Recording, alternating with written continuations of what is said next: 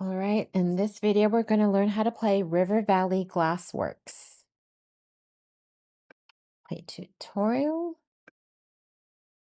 Anytime now, okay. Okay, let's learn how to play River Valley Glassworks. The animals of River Valley make the most gorgeous glass crafts in the land. They're secret recycled river glass. Collect river glass and sort it by color so it can be remade into your glassworks. Your goal is to fill your glassworks, personal board, with the most colorful glass. Cleverly place glass pieces onto river tiles to gather glass from adjacent tiles. Add that glass you collect to your glassworks to fill out the rows and columns for endgame points. Highest score wins. On your turn, you must perform one of two actions. Place glass in the river or take glass from the lake. We'll start with placing glass. Okay, we started with 3 pieces of glass in our hand. When we place a piece of glass on a river space, we can take all the pieces from an adjacent space and move them into our glassworks. However, there are some restrictions.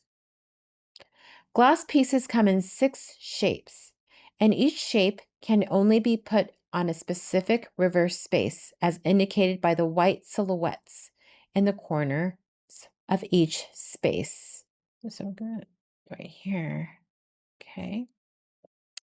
For example, the triangular pieces can only be put on this space, triangle, because it has white triangles in the corners, right here. Let's try it. Select the pentagon piece. The corresponding river space should now be outlined in black. So let's click on it. Okay, right there. Here.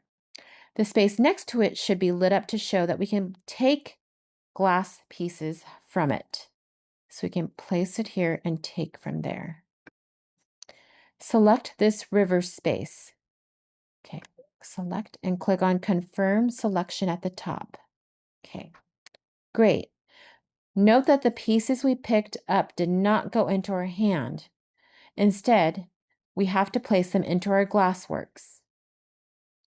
When placing pieces in our glassworks, the shape no longer matters, only the color does. When we place a piece of color that does not exist in our glassworks yet, it will fill the first available empty slot from left to right. When we have multiple new colors, we can choose the order in which they go into our glassworks. Click on the orange piece first and then dark blue. If your board looks like this, click End Turn. Okay, click on the orange piece first and then the blue. Okay, End Turn. Great. If we acquire more orange and blue pieces in the future, they will build up the existing orange and blue columns. If we get other colors, they will start new columns. Next, scroll back up, okay, and take a look at the river. At the end of our turn, the space we took pieces from was moved to the front of the river. Okay.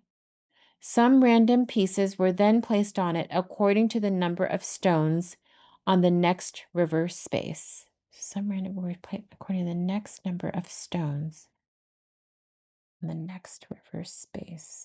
Okay. In this case, the next river space has 2 rocks on it, these little rocks. So 2 new glass pieces were placed on the moved space. That was 1 complete turn. Now our opponent will go. So 2 rocks. Okay. I'll go. Next turn, we're going to place another piece in the river, but first I want to explain why. At the end of the game, the 2 columns with the most pieces in our glassworks will score points. So we want 2 columns with the most pieces. For example, if we found another 3 dark blue pieces, bringing us up to this space, so 1, 2, 3, we would score 8 points. But columns that are further to the right are far more valuable. So 8, and this is 28. Okay. By the way, there are 8 different glass colors and 4 different rarities, as you can see on the left side of our board. White and purple are the 2 most common colors, so common. Yellow and orange are the most rare. So here. Okay. With columns and rarities in mind, let's take our next action. Click here. Place glass. Okay. Select this piece and select this space. Confirm your selection. I don't know why we picked that. Oh, because the shape matched. Both yellow and white are new colors for us, so they will both make new columns. Which one do you think we should put in our glassworks first? Think about rarity. Okay. Since white is a common color, it will be easier to make a tall column of whites and score it. We'll want that column to be as far to the right as possible. Therefore, we should put the rare yellow piece in first. Click on the yellow piece and then white and then end turn. Okay. Excellent job so far. In addition to scoring 2 columns, each player will score each row in their glassworks up to the first gap. The longer the row before the gap, the more points we'll get.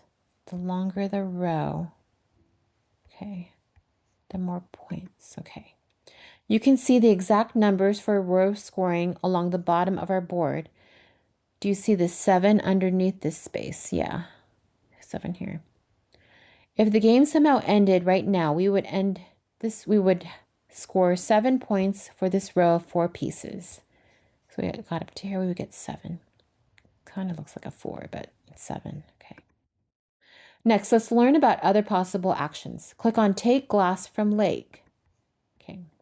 The lake always has 5 pieces in it. We can take exactly 4 of them. No more, no less.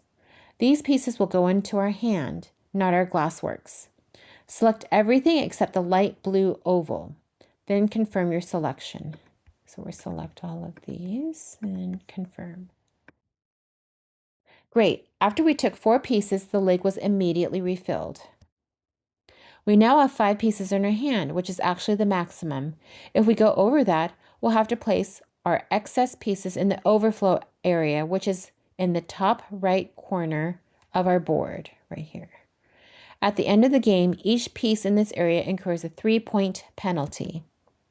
Pieces can overflow if you don't have room for them in your glassworks. This can happen in 2 ways. Too many pieces of one color.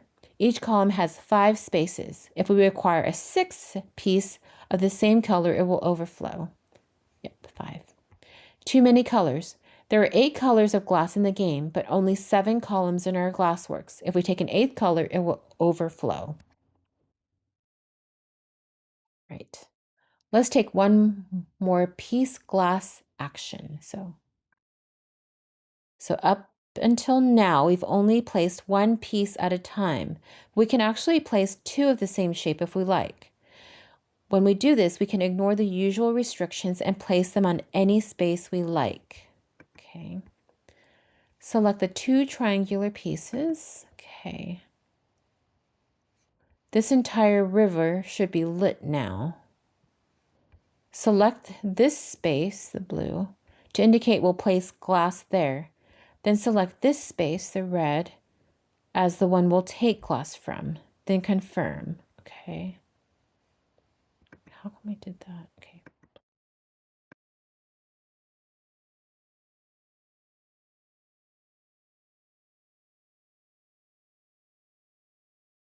And then this.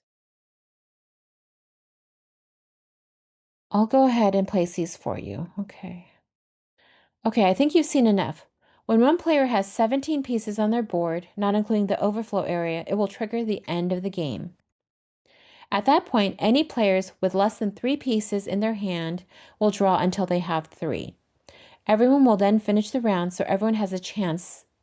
So everyone has the same number of turns and then play one final round.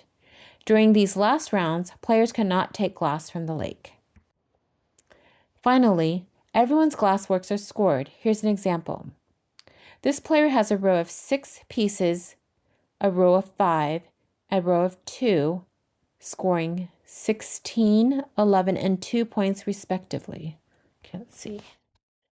6 pieces. They have a row of 6 pieces. 1, 2, 3, 5, 16. Okay, 11 and 2. Okay. This player's highest column is white, scoring 10 points.